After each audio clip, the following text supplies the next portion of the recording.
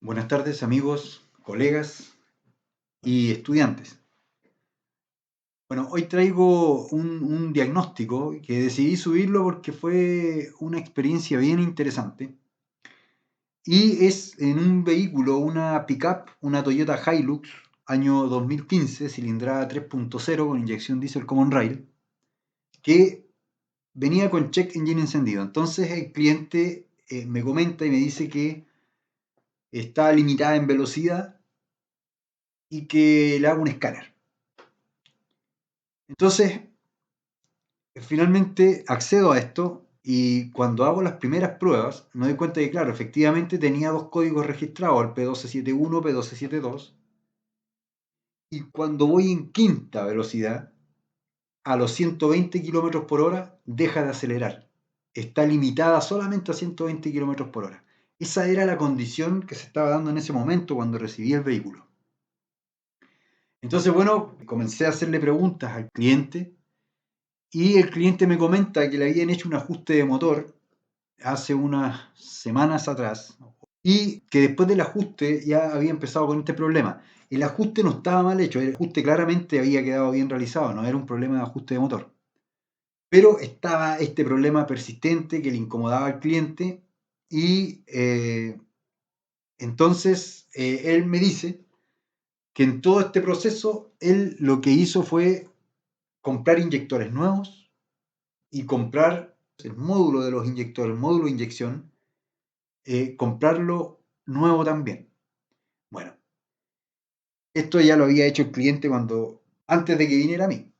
Entonces resulta que ya había gastado harto dinero y en ese momento le dije, a ver, paremos, vamos a detenernos en esta situación, no vamos a seguir gastando plata porque no se ha resuelto el problema, lleva mucho dinero gastado y todavía quedaba mucho dinero por gastar si es que hubiese continuado por la misma senda, porque haber comprado el riel de inyectores que cuesta 1,5 millones de pesos chilenos, haber comprado la bomba de alta, que eran otras cosas que él había pensado hacer. Bueno, entonces detuve la compra y le dije, nos vamos a detener a hacer un diagnóstico. No bastaba solamente con un escáner como él creía. Entonces decidí hacer este procedimiento diagnóstico y es lo que voy a pasar a describir ahora. Lo voy a hacer con imágenes. No voy a ir directo al procedimiento diagnóstico debido a que la falla es tan interesante que merece la pena hacer un análisis de cómo hace este trabajo la unidad de control de motor, el SM, de esta pickup. Entonces, vamos a ir analizando paso a paso cómo funciona, cómo trabaja, cómo se produce la falla, cómo diagnosticar y finalmente cuál es el procedimiento de diagnóstico más certero para poder llegar a encontrar el problema.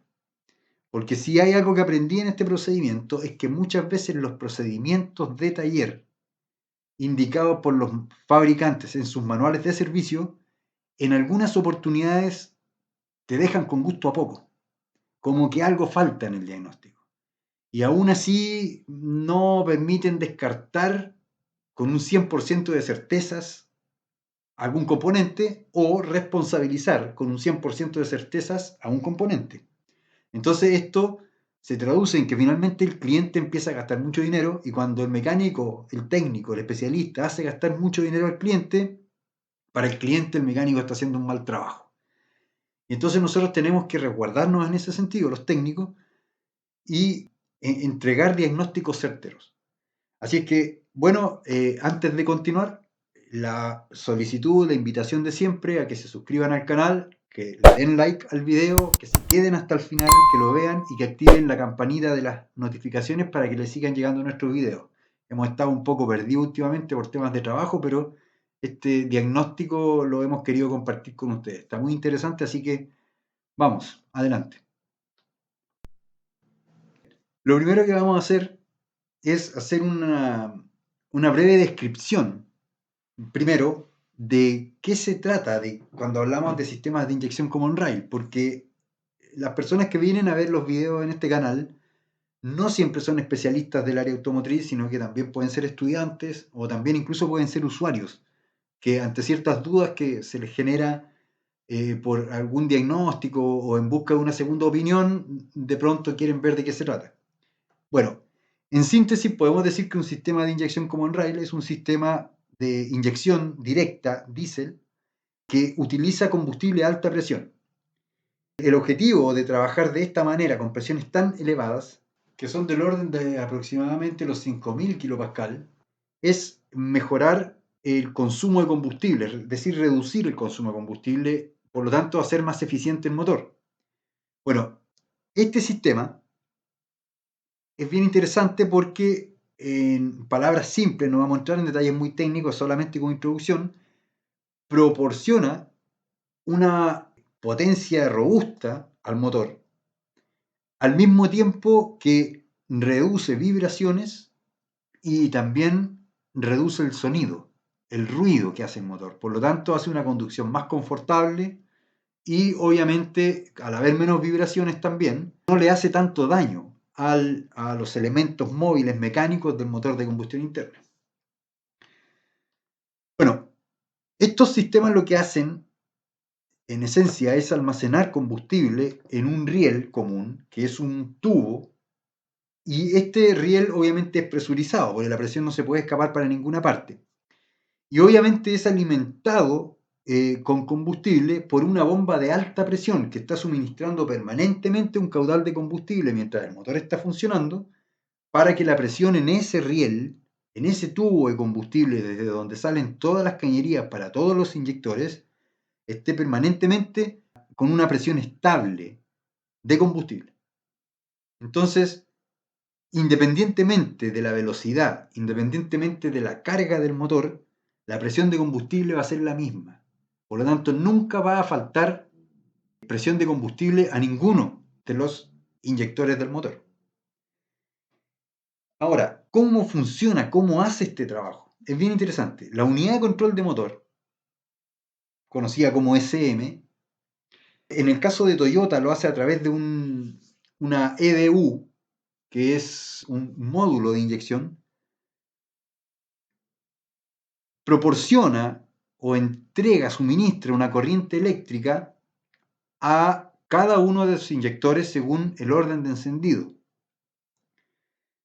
Los inyectores, para hacer un recuerdo, son solenoides, es decir, son dispositivos que transforman la energía eléctrica en un campo magnético y este campo magnético en un movimiento longitudinal, de manera que se abre y se cierran las válvulas, en este caso de los inyectores.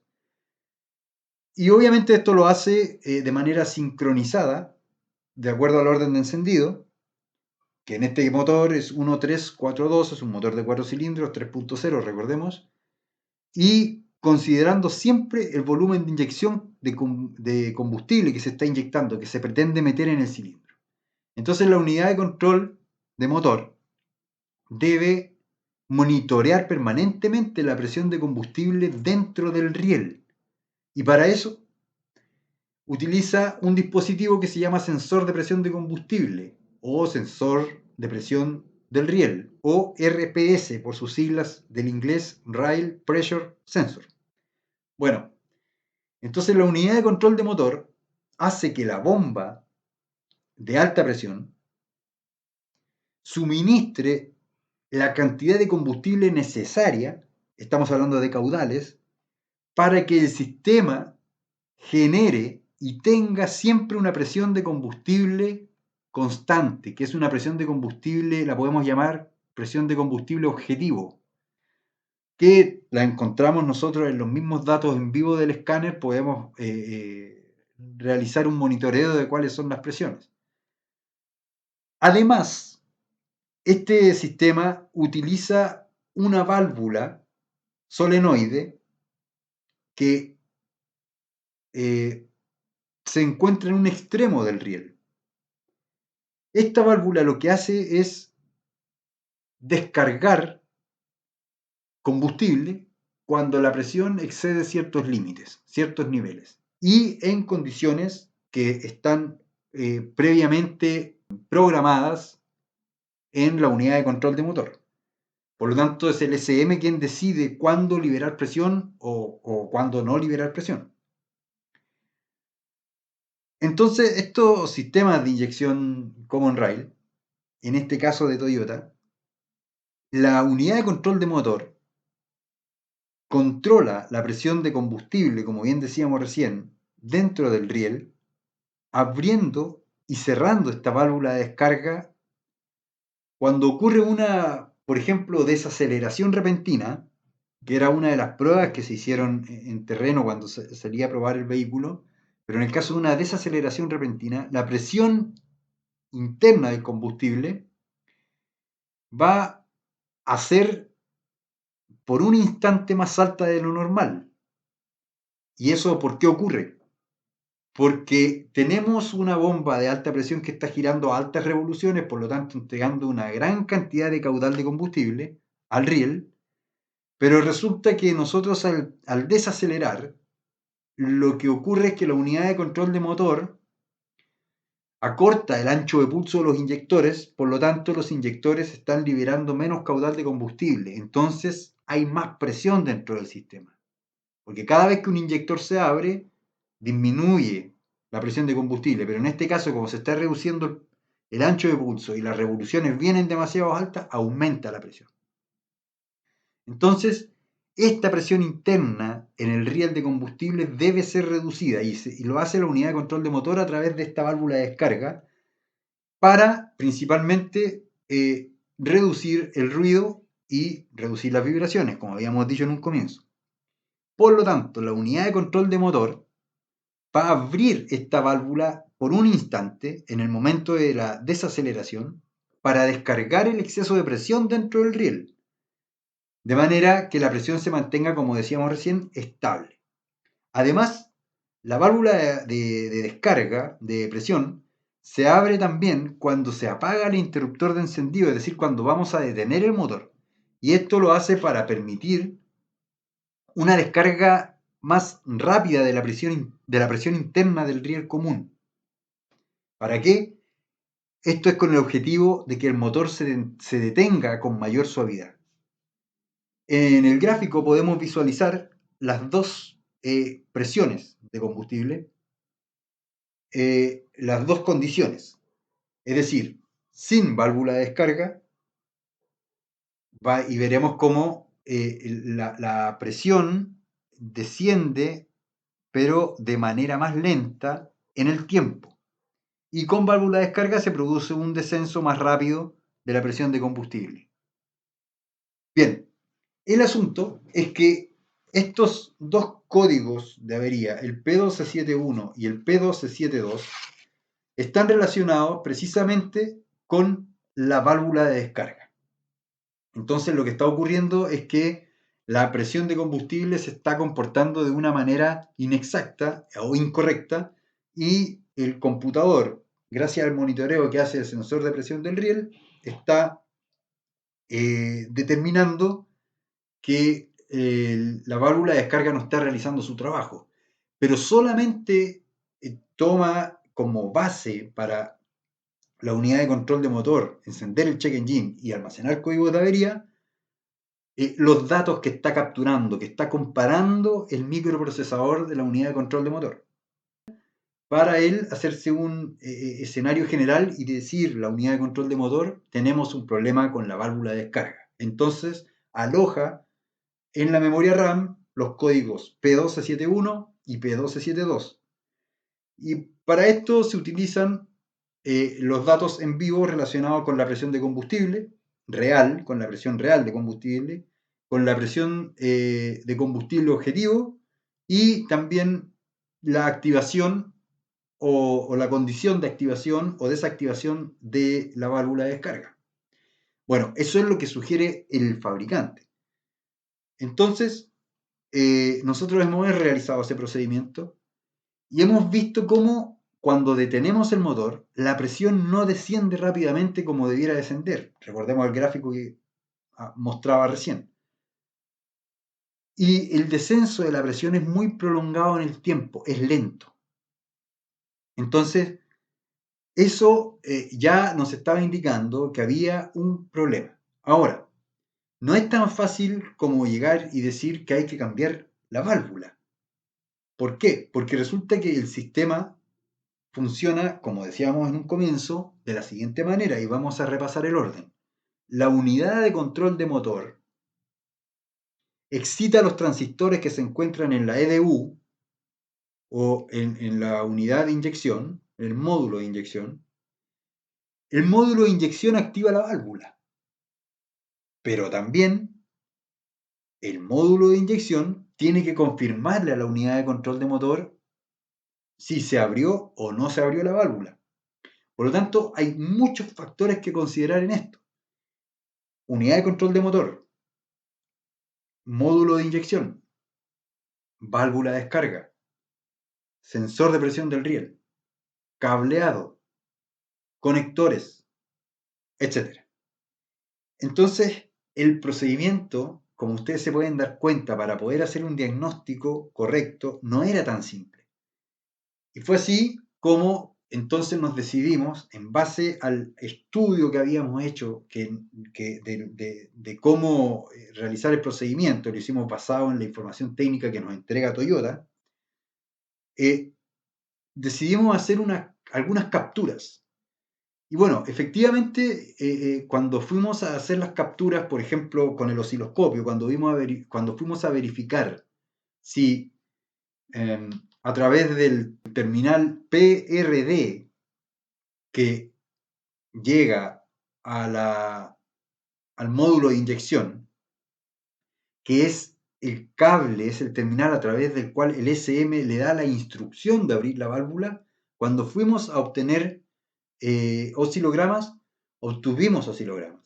Es decir, hay una señal de mando que está yendo desde la unidad de control de motor al módulo de inyección. Cuando fuimos a medir, cuando fuimos a capturar luego, posteriormente, la señal en el terminal RLF+,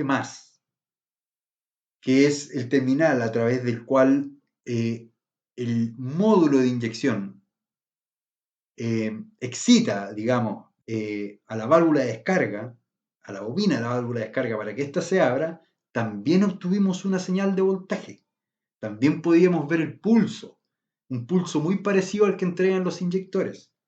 Por lo tanto, habíamos ya determinado a estas alturas que la señal de mando desde el SM a la EDU estaba y que la EDU estaba controlando la válvula de descarga. Después quisimos perfeccionar un poco esto y agregamos otros datos. Conectamos 2 canales más, entonces ya teníamos 4 canales y decidimos entonces obtener una señal en RLF+, que es la excitación positiva de la válvula de descarga que viene desde el módulo de inyección, también una señal en RLF-, que es la puesta a tierra de la válvula de descarga, obviamente hablando todavía del módulo de inyección, al terminal PRD, que es el terminal a través del cual la unidad de control de motor le instruye a la EDU que abra la válvula de descarga, pero también fuimos a obtener el oscilograma de confirmación, INJF, que es el terminal a través del cual la EDU le confirma a la unidad de control de motor que hizo caso a su instrucción de abrir la válvula. Bien, obtuvimos estos oscilogramas y no encontré una falla que me dijera que había o que me indicara que había una avería electrónica. De todas maneras, me generaron algunas dudas las señales y decidí hacer una comprobación en la unidad de control de motor y se verificaron en ciertos pines, se tapó la ECU, ahí obviamente tuve que acudir a un colega que es especialista en unidades de control de motor y él me ayudó a ver y él me confirma que por lo menos electrónicamente no hay problemas, no hay defectos. Entonces a esa altura ya nosotros estábamos pensando de algún modo que podía haber un problema de software. No obstante, no quise culpar a eso aún y me aguanté un poco. Y dije, vamos a hacer otra cosa más. porque hasta el momento, cuando excitábamos el actuador, de hecho lo hacíamos con un probador de actuadores, la válvula de descarga hacía efectivamente el clic que uno espera que haga una válvula cuando se abre. Entonces la conectaba, la desconectaba, la conectaba, la desconectaba sucesivas veces y efectivamente se notaba que la válvula estaba trabajando mecánicamente. Por lo tanto, tampoco quería responsabilizar a la válvula. La EDU ya la había comprado el cliente, le había costado algo así como 800.000 pesos chilenos. Por lo tanto, estaba descartada la EDU. De hecho, por si acaso, hice todas las pruebas con la EDU nueva y aún continuaba el problema. Después de haber borrado códigos, de haber hecho varias pruebas, volvían a aparecer las fallas, etcétera, etcétera. Y todo de acuerdo a lo que especificaba el manual de Toyota. Pero aún nos faltaba algo. Entonces fue cuando se decidió conectar una pinza amperimétrica.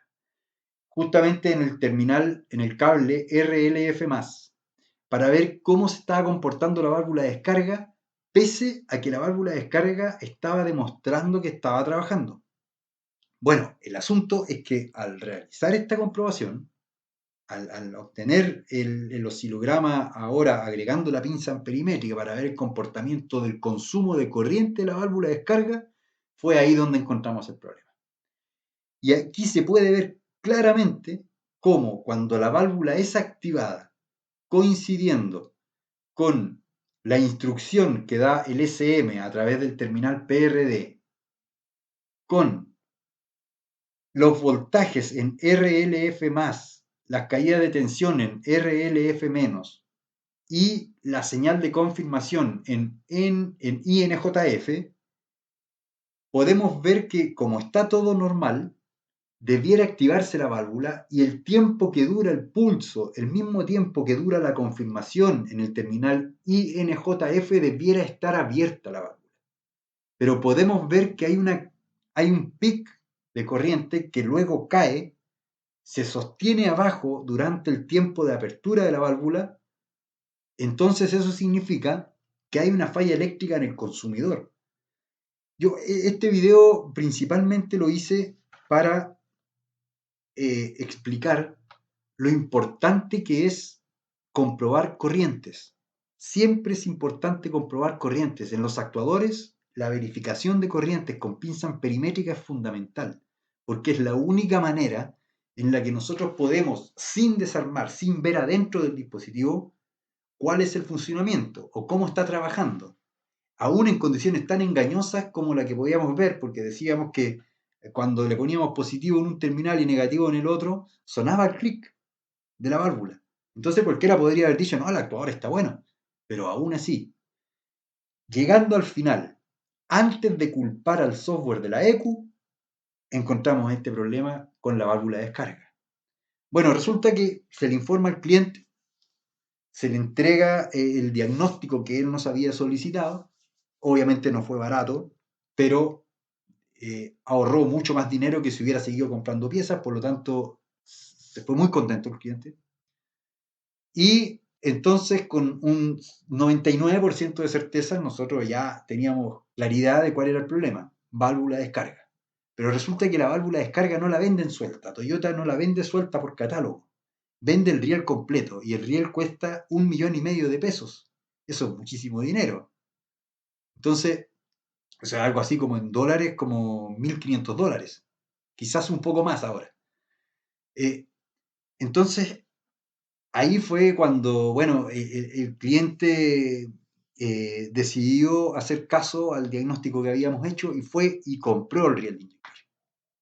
Resulta que compra el riel de inyectores, lo instala, le dan arranque al vehículo, ni siquiera hubo necesidad de borrar códigos de falla. Se apagó inmediatamente el check engine, después del cuarto arranque se apagó todo, desaparecieron los códigos de avería y hasta hoy día la camioneta anda funcionando perfectamente.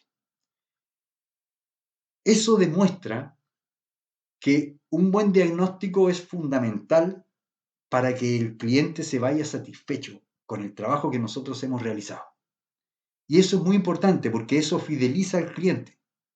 Y esto lo digo para los técnicos, lo digo para los estudiantes. Para las personas que no son técnicos, que no son de la especialidad, pero que sí son clientes, aprovecho de dejar este video para explicarles que no es lo mismo hacer un escáner que hacer un diagnóstico. El diagnóstico requiere más instrumentos, el diagnóstico requiere conocimiento del sistema y evidentemente saber aplicar, saber utilizar toda la experiencia que hemos tenido los técnicos a lo largo de nuestra carrera para poder llegar a un resultado, para poder llegar a una respuesta. Eso es lo que buscamos los técnicos cuando hacemos un diagnóstico. Y el diagnóstico evidentemente que no es caro. Pero este señor podría haber gastado fácilmente $4.000 y no haber resuelto nada. Pero resulta que nosotros le ahorramos tiempo, le ahorramos dinero y le entregamos el diagnóstico para que su camioneta fuera reparada y quedara 100% operativa. Así que bueno, no les quito más tiempo, solamente recordarles la invitación a que se suscriban al canal, le dejen un like al video ahora que lo vieron completito, activen la campanilla para las notificaciones y entonces nos estamos viendo en una próxima oportunidad. Muchas gracias por todo y hasta la próxima.